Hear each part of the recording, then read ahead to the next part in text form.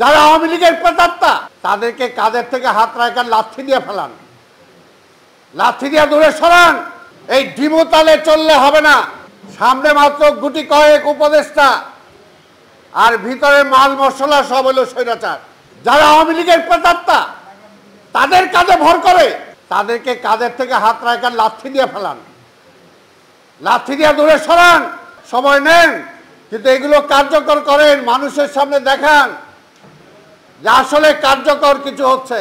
প্রথমেই উচিত ছিল 1 সপ্তাহ 10 দিন 15 দিনের মধ্যে একেবারে সব পরিষ্কার করে ফেলা। বলে আমি আসতেছি, কিসের উপরে ভর করে বলে? কিসের উপরে ভর করে বলে? তার প্রেতাত্মা যারা এখনো বসে আছে ঝান্ডা তোলার জন্য, তাদের উপরে ভর করেই বলে। কাজে যে সমস্ত ভিত্তি যাদের আছে সেই ভিত্তিগুলোকে আজকে চুরমার করতে হবে। ভারতীয় আধিপত্যবাদীদের সাথে কোনো আপোষ চলে না। তাদেরকে কোথাও রেখে বাংলাদেশকে সামনের দিকে এগিয়ে নিয়ে যাওয়া যাবে না। নূর কতগুলো স্পেসিফিক প্রতিটা কথাই গুরুত্বপূর্ণ কথা বলেছেন।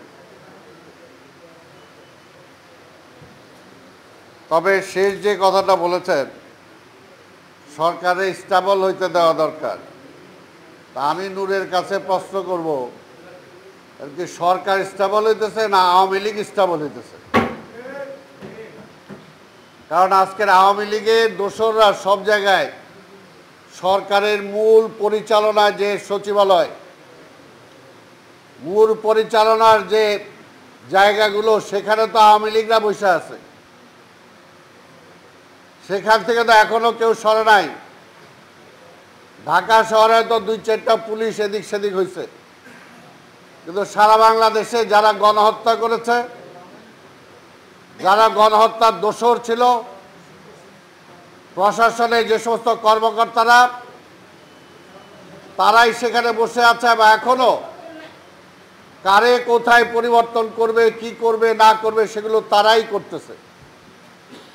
এই কারণে পরিষ্কার, আসলে যত দিন যাবে তত সে আওয়ামী লীগের প্রেতাত্মারাই আরো স্ট্রং হবে। প্রথমেই উচিত ছিল 1 সপ্তাহ 10 দিন 15 দিনের মধ্যে একেবারে সব পরিষ্কার করে ফেলা।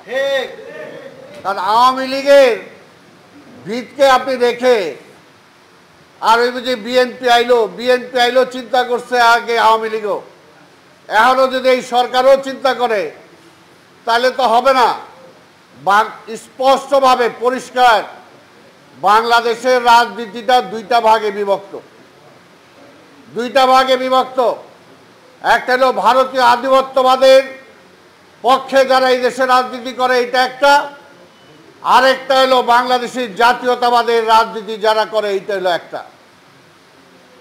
স্বাধীনতার পরে এই পর্যন্ত প্রমাণ হয়েছে, কারণ আবার নাহলে আক্ষেপ করতে হবে। আজকে যে কথাটা বললাম যে একটা মুক্তিযোদ্ধা হিসাবে সে 71 সালে যে স্লোগান দিয়েছে, যে স্বপ্ন নিয়ে যুদ্ধে গিয়েছিলাম, আজকের এই 50-52 বছর পরে আজকে তরুণরা সে একই স্লোগান, একই স্বপ্ন নিয়ে আবার আজকে মাঠে নেমেছে।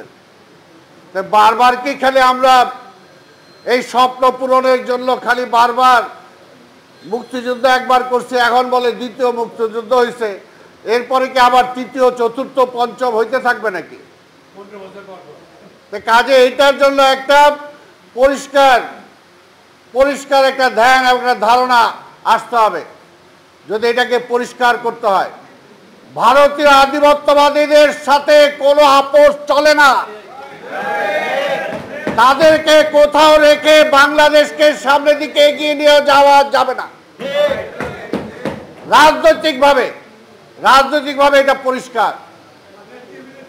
তাই বলবো, আজকে নূর সহ আমাদের এই যে এবি পার্টির নেতা, সেও ভালো বলে, আরো অনেকে আছেন, এই আওয়ামী বিরোধী আন্দোলনে যে সমস্ত রাজনৈতিক দল ছিলেন, আল্লাহর রাস্তায় একত্রে এই সরকারকে বলেন, এই ডিমোতালে চললে হবে না।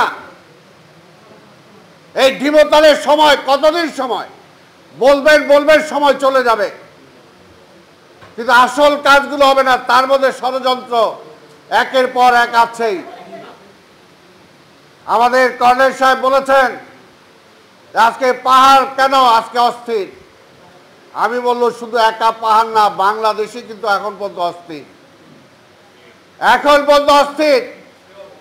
আপনারা বলেছেন আমাদের নিরাপত্তা নাই, কি কারণে নাই? সরকার তো আছে, নিরাপত্তা নাই কেন? স্বৈরাচারে তো খেদাইছি, তাইলে নিরাপত্তা নাই কেন?